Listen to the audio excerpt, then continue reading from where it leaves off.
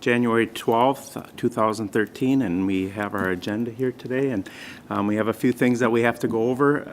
So we will start with the fact that we have a quorum and welcome our new members. So we have Estrella is joining us today, so that welcome her, and Jen, and Dave Pemble is here new, so welcome. Mr. President, one thing we didn't include on the agenda, but we need to do tonight, is to conduct the oath of office among the three new members here. So if I can do that at this time? Yes, that would be great. Let's, if Dave, Estrella, and Jen can please stand and repeat after me. Okay. We're going to make it official. Group effort here. Okay. I state your name. I state Jen Fox. Do affirm That I will support I will support the Constitution the Constitution of the United States of America, of the United States of America, the Constitution the Constitution of the State of Minnesota, of the State of Minnesota, and the Charter and ordinances and the Charter and ordinances of the City of Hastings, of the City of Hastings, and that I will faithfully discharge that I will faithfully discharge the duties of a HEDRA Commissioner the duties of a HEDRA Commissioner for the City of Hastings, for the City of Hastings, Counties of Dakota and Washington, Counties of Dakota and Washington, and State of Minnesota, and State of Minnesota, according to the best of my ability according to the best of my ability and understanding. and understanding. All right. Well, congratulations. Welcome, Jen. Thanks.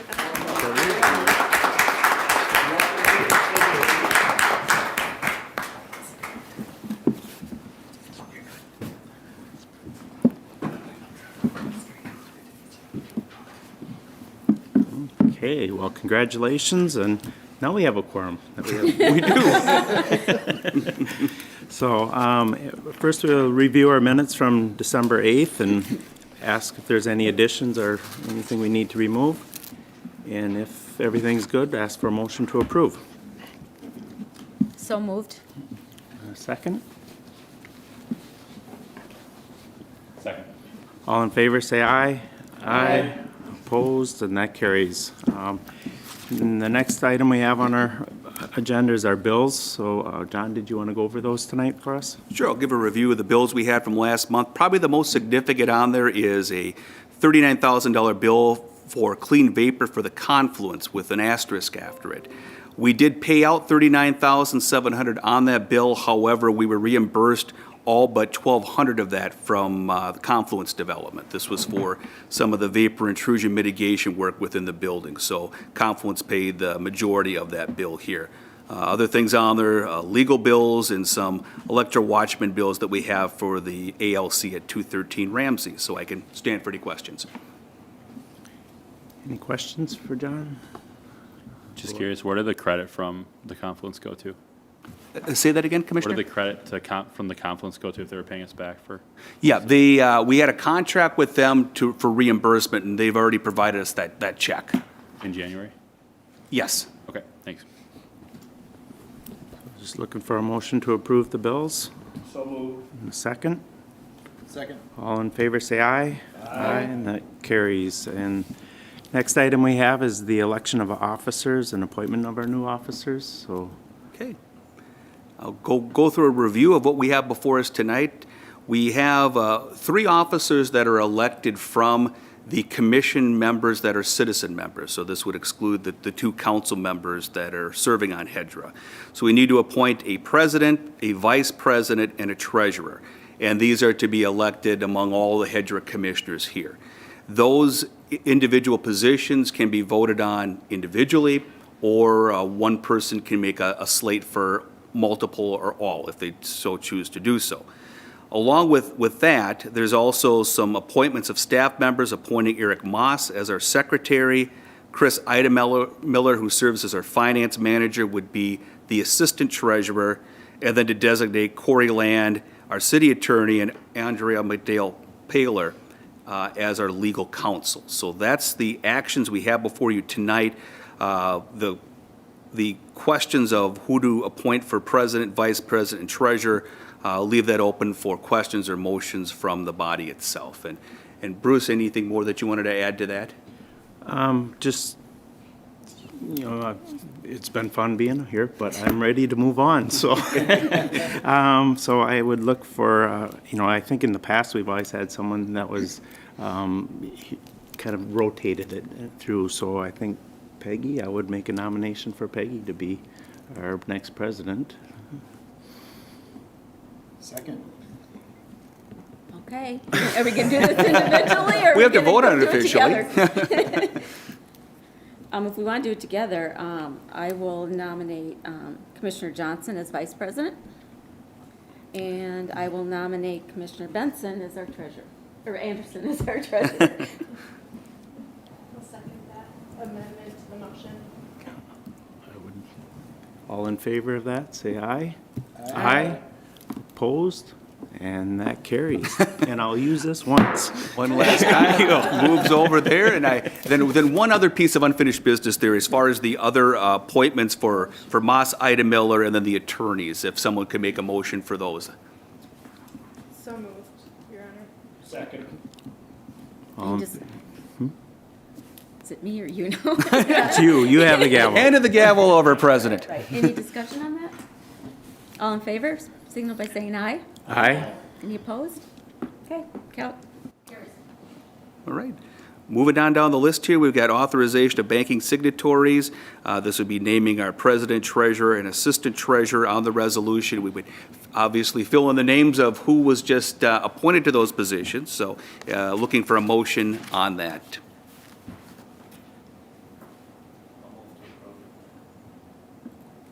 Second? Second. All in favor, say aye. Aye. Any opposed? Motion carries. Well, turn it over to Eric Moss here to give us an update here on our year-end activities and all the great stuff that you guys have been involved in over the last year. Thank you. So as a summary, we'll start with the revolving loan program. In the last year, HEDRA, you adjusted basically the terms for that program. So you switched it. Previously was between 3% and 4% interest, and then would be dictated the actual interest rate, fixed interest rate that is, based on specific project parameters. We instead indexed that to the prime rate at the point of application, still with the opportunity to lower that interest rate below prime, again, based on specific project parameters. And then those were set by HEDRA for certain things you're trying to see improvement in life safety, disadvantaged businesses, target areas where you're trying to drive development and drive investment.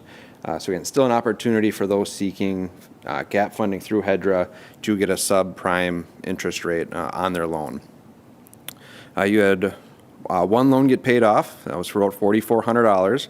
That occurred upon the sale of a property in the downtown area. HEDRA received just shy of $39,000 in loan payments, of which about $5,300 was in interest. All loans are current as of this month. New loans made, you approved $50,000 in financing to Spiral Foods. It's $25,000 in working capital and $25,000 in machinery and equipment. An additional $20,000 was provided in financing to RH Holdings. That's the ownership company of the building in which Spiral Foods is located. So that those dollars went to exterior improvements and improvements in the other tenant spaces. Also established and then implemented the facade improvement grant program that provided about $44,000 into the community, leveraging, off the top of my head, around $75,000 in private investment. Continuing on with the investment side of things and incentives more specifically, you rescinded the Land for a Dollar program. That was something that HEDRA had been previously doing to incentivize industrial park land sales. Decided that that was no longer the most advantageous way to try and attract development within the industrial park. From a development project standpoint, Confluence Development, as we've all heard, and most of you now, not our new members unfortunately, but most of you were able to tour the inside of that building, get a sense for what progress has been made in there, and again, looking forward to that opening in 2023. Construction began on the Lake Isabel Flats. That's the apartment project being constructed on the former UBC site. It was great to see the crane there all week and putting up all the concrete beams and whatnot. Same with current 33 apartment building being developed by Enclave out by the Coburn's grocery store.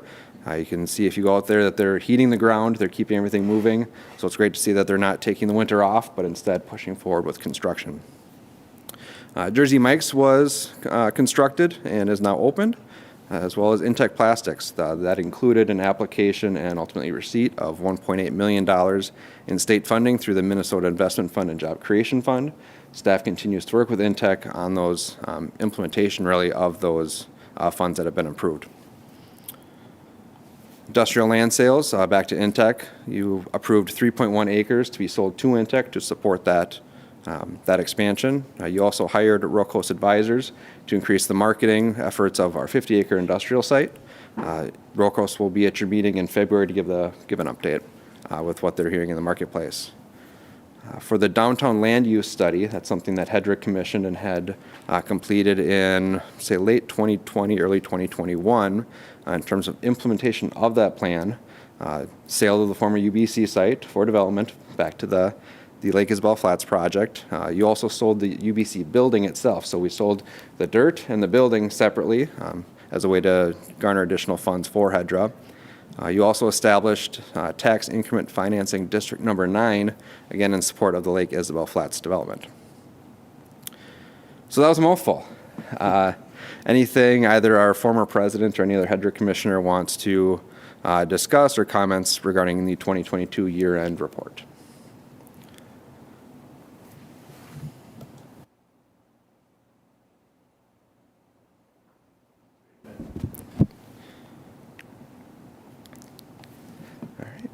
Very good. Then if it's okay with Madam President, I'll move on to item B. Excellent. So item B is the review of the 2-year strategic plan for HEDRA. The current one was adopted in early 2021. It was set up for 2021/2022. And so here we are in the first part of 2023. And so we want to take stock really in where we're at. And if HEDRA will indulge me, we're kind of going to go down this just about line by line because we want to spend some time on this and really get a sense for where we're at with each individual item. First on the list, Vermilion Street / County Highway 47, and really that north-west corner that Quick Trip had bought for a Quick Trip store but is no longer going to build one there. That was something that HEDRA had identified as something that we wanted to look into further. Staff met with the property owners, both with Quick Trip as well as with Murphy's Auto Repair in the corner there. Quick Trip continues to market their site. At this time, the private landowner in the corner is not looking to sell. It's one of those pieces when within a public body strategic plan includes privately held land. There's only so much we can do. They certainly have their property rights as well, and if they're not interested in selling at this point, certainly they don't need to. But we've made them aware that we understand that block, especially as we'll see what happens with Highway 61, that we don't want to see it sit as it is forever. You know, it's certainly a very marquee corner along the Vermilion Street corridor, and so staff is going to stay kind of close to that just to make sure that they're aware that we're interested. Not necessarily a HEDRA acquisition, but just that we have a vested interest as a HEDRA body in the development of the community. The Hastings Target site, of course, we're all very aware that turned into Fleet Farm, so it was a very exciting check mark in terms of getting that done. And one, I think, really important part of accomplishing that and what it turned into was the fact that it didn't require any public investment to make it happen. Oftentimes when we were looking at this, including, what determine any HEDRA resources to spur redevelopment. So it was a question mark of, could HEDRA have to buy it? Might there be public financing of some kind to make this? There are not a lot of users out there that could take a 125,000 square foot big box store and then use the whole thing. And so we were, I think, very fortunate to land Fleet Farm ultimately to take that space, and that it frankly cost HEDRA and the Hastings taxpayers $0. So I'd say that's a checkbox well done. UBC site redevelopment, as was discussed with the year-end report, it's going up. So that was one that we were excited to see go through. Took some staff time in terms of establishing the TIF district, negotiation on the land price, taking the actual project itself through entitlements. And so we're excited to see that one going up and look forward to a opening in 2023 and a ribbon cutting. 317 3rd Street, so that would be the project Tyler Street Landing that Mr. Luke Seward is working on. We've got the final step in that one set as ongoing, as it's ongoing. Staff continues to work with Mr. Seward on his development plans there, trying to essentially make the pro forma and his project work from a financial standpoint. So we're still hopeful, and we'll continue working with him on that. Block 28, HEDRA acquired both the Country Knights, 2 properties that were associated with that building, as well as the 2 properties associated with the former Rivertown Liquors property. And so that was an important first step for HEDRA as it relates to Block 28 and future redevelopment of that block. We continue to, or in the last, I should say, 2 years with the strategic plan, meet with the additional property owners on that block just to let them know kind of what's going on, keep them abreast to current events. That's really where we're at right now. Again, similar to the County Highway 47 and Vermillion situation, private property owners have private property owner rights, and that's certainly a necessary thing. But at this point, we've acquired what we're able to acquire on that block and are in a bit of a holding pattern at this point.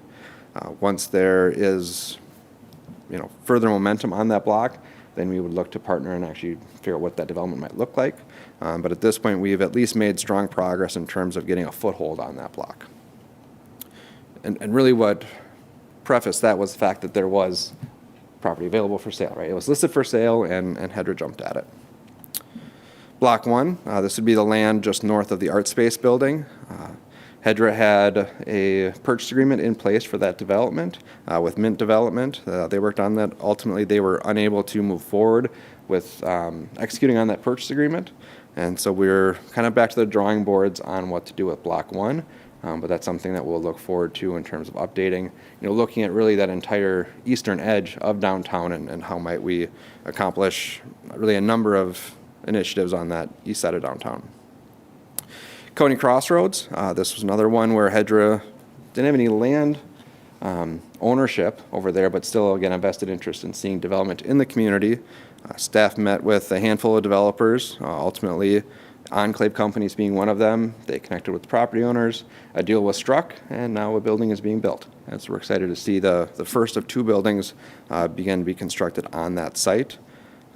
Again, one of the items that was included was determine any HEDRA resources to spur redevelopment, and another one that didn't take any of your resources, and so we're happy to see that as well. Westview Mall. Objective was to meet with the property owner, assess their vision for the property and how the city and or HEDRA could assist. We did hold that meeting. They were very receptive to that. At this point, they're focused on really filling the vacancies they have, opening the businesses that are coming soon, and we'll continue to stay close with them to support them and ultimately having a thriving mall. Marcus Theater, meet with the listing brokers and then review any land use controls that might be necessary to kind of help that along. We've met with the listing broker. It's been for sale on and off in the last 2 years. At this point, that's kind of where it's at right now. And so really until that private property owner decides what they want to do, it's really out of our hands. But again, they know John and I, and they know to reach out essentially when they're ready, and we'll keep kind of prodding every so often to see, just to remind them. And then the next section was maintaining Hastings' character and tourism attraction.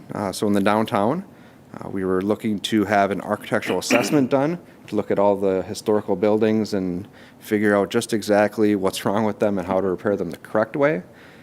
We were planning on applying for funding through the Dakota County CDA for their RIG program, and then matching it with $12,500 of HEDRA money. After meeting with property owners, HEDRA pivoted, and rather than paying for a study, you decided to fund a facade improvement program. And so we pivoted with that. You allocated $50,000 to that, and so we've put out $44,000 of that. I think that was an excellent pivot, and we saw action as opposed to, we're planners, so we're not against plans, but we saw it actually go into work, which is great. In terms of the one item that is paused on that section, 213 Ramsey Street, so the former Alternative Learning Center and the concept of turning that into a business incubator or something of the like. As was discussed with respect to Tyler Street Landing, that apartment project, that's another HEDRA land holding. And so prior to pushing forward and potentially investing any dollars into renovating that space or doing a tenant finish. We want to get a better sense of what's going on with the Tyler Street Landing project. Just we're not spending money for something that if it were to get knocked down, we're not being wasteful. So that's why that one's kind of been on pause as staff continues to work on that development project. Blight identification. So again, back to the facade program that was done. And then piece that was not completed. So the revolving loan program, one thing that we had in here to discuss was to look at essentially either tweaking or creating a new loan program with the purpose of funding exterior structural home repairs for homes with an annual income under 80% of area median income. That was something that HEDRA we've not done to this point, but certainly something we could look at keeping in your next strategic plan. Assessment of entitlement process is another one that we're trying to get some new projects through the system.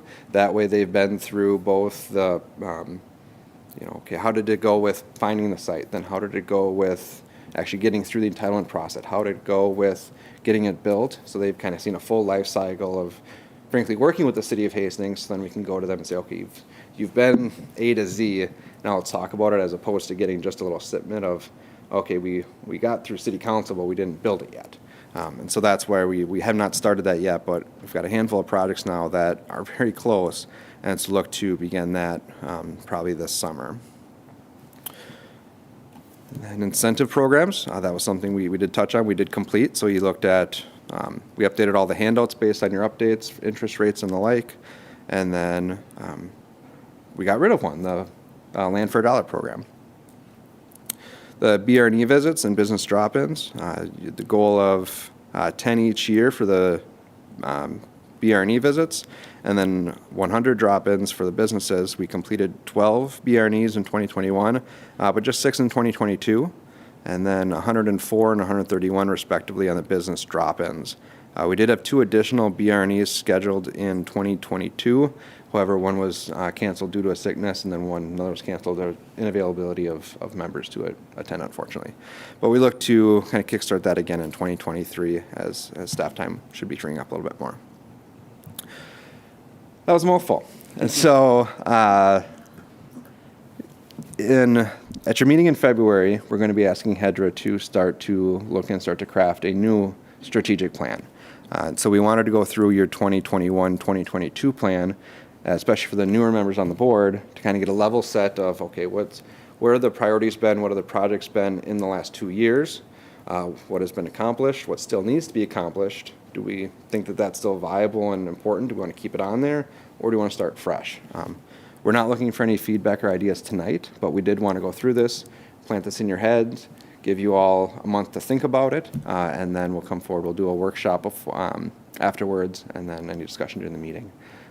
But certainly between now and then, especially as it relates to strategic planning, we always welcome questions or comments that you might have, but we'd especially encourage any comments or questions in the next month as you're thinking about this. If you want to have those ideas formulated prior to the workshop or prior to the meeting, we're certainly happy to take that.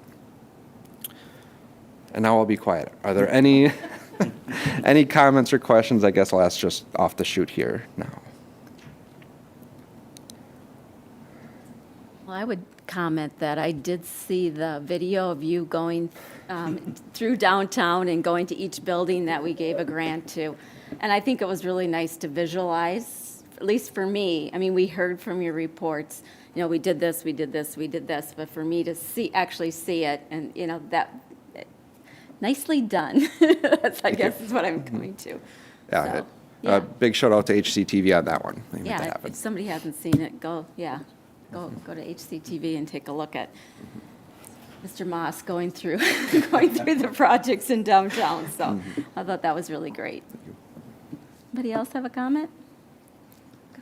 I would just like to say that, well done. I mean, this is a lot of work that we've done in the last 2 years, and you guys, John and Eric, you've done a lot to make this stuff happen, so I just appreciate it, and thank you for doing that. So. Commissioner Fox? Thank you.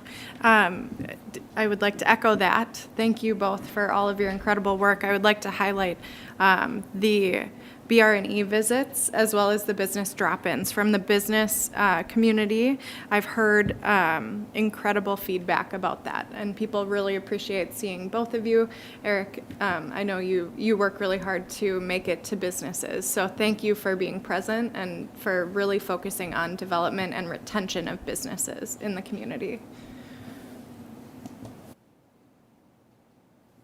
I think that's it. Thanks. I echo all those comments, so, yep. I think we're going into the ROCOS advisor update, is that right? Is that Eric, is that you too? Yep, I'll take that one. Thank you, Madam President. So I guess the big update for this one is that they'll be here next month. And they'll really take a deep dive. What was provided this month and was included in your packet was a really nice summary that they put together, a traffic and development analysis. So it both looked at the average daily trips of all the major corridors in Hastings, where it was in relation to the business park and the site that we're trying to sell. It also included all of the major developments across the metro, from the Rogers area to the northwest, Hastings, and kind of everywhere in between. And really helpful to see basically what the competition is and what is out there being constructed today that ultimately needs to be consumed by the marketplace prior to the marketplace saying we need more. And so it's really helpful to see the amount of square footage going in. During our update, it was also helpful. They walked us through really the changes in financing right now and the rising interest rates. Banks just simply aren't lending like they were for spec industrial. And so they've really shifted gears at this point from searching for that spec industrial developer that will look to, put up the box and then fill it later, to really more that build to suit type of a model. And so they'll be talking more about that at your meeting in February. They're also putting together what do they call it?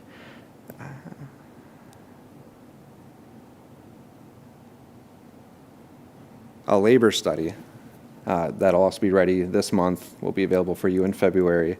And I think this is a really good example of not only the labor study that we'll get, but also this traffic and development analysis that was provided, that frankly, we're getting a lot more than just a sign in the ground and a couple cold calls. For the newer members, so our contract with ROCOS doesn't cost HEDRA anything until time of sale. And so they're putting the time, energy, and effort right now and not getting anything for it. That's just how the contract was set up, and they're aware of that. But that's one thing that we're very pleased with at this point, was the fact that we are getting more than just some cold calls and a sign in the ground, that they're really providing tangible data that we can use not only to market this site, but all the other sites within the industrial park that they're not even hired to market, frankly. So yeah, I'm looking forward to Raisa and her team being here on February. Anybody have any questions for Eric on that? Okay, then we'll move on to the development updates. Okay, well, give Eric a break here for a little bit here and talk a little bit about what's been happening in the community here. Council meeting at last one, we did approve a contract license for 2 scooter operators to operate within Hastings in 2023. One would be Bird Rides, which operated last year, and the other being Spin. They are both licensed to operate up to 100 scooters apiece, which would be 200 scooters total. There was some discussion and some potential hesitancy on whether 200 would be too much. We did agree to report back to the council by July as to how the operations were going and if, in fact, there were too many scooters, and making sure that the scooters present were being utilized. So we'll have the scooters returning and 2 operators coming up next year. The other project that we've been working on that's developed a little bit of steam here is the annexation project near Red Wing Boulevard, Highway 316, and Michael Avenue. There was a proposal last year to annex the property in, to bring it in from the township for development. At that time, it was a single-family developer looking at about 160 units. At this point, there is a new developer that has developed a pretty extensive concept plan on it. The development of that property has substantially more units on it. It has a mixture of single-family, duplexes, townhomes, 4-unit buildings, apartment buildings, et cetera. So they've spent a lot of time laying this out thoughtfully. And that is going to be going through conceptually to the public as a next step. I believe that they're looking to have a neighborhood meeting in late January. I think the details for that will be confirmed rather shortly. And then there'll be some discussion at the city council pertaining to the annexation, perhaps as early as February. So that one has some legs again on it, and so there'll be more information coming with that one in the near future. With some of our apartment projects that are going on, the Vermilion Acres Senior Development, you can see the progress there. There's structural steel on site. Manufacturing of the component units is occurring as we speak. They may be showing up within the next month. A reminder on this project, again, it's being done a little bit differently than a traditional construction. It's not stick-built on site, but it's modular. The various components of this building are going to be developed off-site in a factory, trucked in and then put into site here. So it'll be an interesting development when it goes through, something that we'll be documenting, and our building official in particular has been really on the front lines of learning and directing how this is going to work. So that one's moving along. Eric had mentioned the other apartment projects with Current 33 down by Colburn's, and the stencil project on the old UBC property going forward. Was out at the Confluence last week. They're moving along with just about done with their HVAC and all their internal equipment within there. I did get a call from them a couple of days ago that they are all set for our encapsulant contractor to come back to do touch-up. That's something that's representative that they're done with the wall work and everything else. They're ready to do these patch-up on encapsulant because they're getting ready to do some finish work out there. So that's a great sign there. A couple of other things going on with the Beamy Thai restaurant, the Coliseum. The owners applied for the liquor license. Building inspection department's been out there. They're looking at opening up here maybe sometime still in January. So that one still continues to move forward. I know there's been some questions as to what might be happening down there, but from the information we have, that's moving along. Another one that's had a sign that says coming soon for quite some time has been Rooster's Chicken down in Westview Mall. In the conversations with them, that may be any day at this point that they may be opening up. So that would be good news there. So I think that's most of the new updates that we have, and I could stand for any questions. I just have one. The sewer project, that's still a go, right? For like, shovels or Yeah, this with that summer? one, the approvals are still valid on that one. The agreement's still valid. We're waiting on, we've had discussions with Mr. Seward pertaining to some costs that he's been dealing with, challenges for development of the site. We provided him with a couple of options and suggestions, and so we're waiting on that end from him. And Eric, anything further to add? Yeah, when we met with Mr. Seward, he was targeting a spring start. A very important part of that was keeping that Dakota County redevelopment incentive grant in place. That was for $250,000 in grant funding for that project to support the redevelopment costs, knocking over the building, increasing utility size, removing on the parking lot. And so the ability to keep that grant in place was really key to keep that project moving forward. I assume there'll be more meetings with Mr. Seward here as we wrap up winter, but his goal is to start construction in the spring.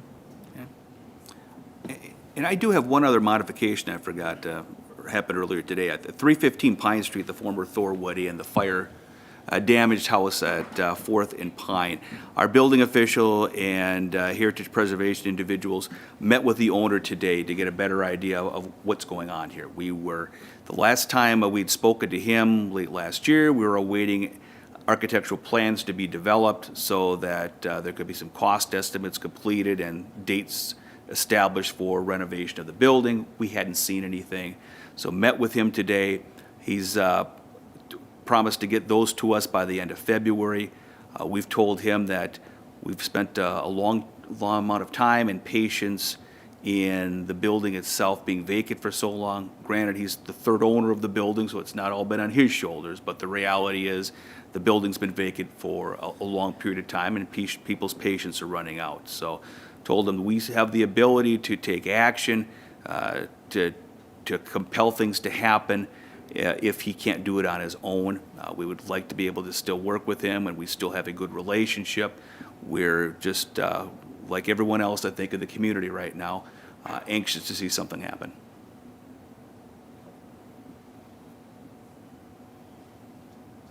Any questions for John or Eric on development update? Anything else that anybody else has? That's all we had. Anybody else have anything else to raise tonight? Okay, with that, I'll take a motion for adjournment. Second. All in favor, say aye. Aye. Opposed? All right.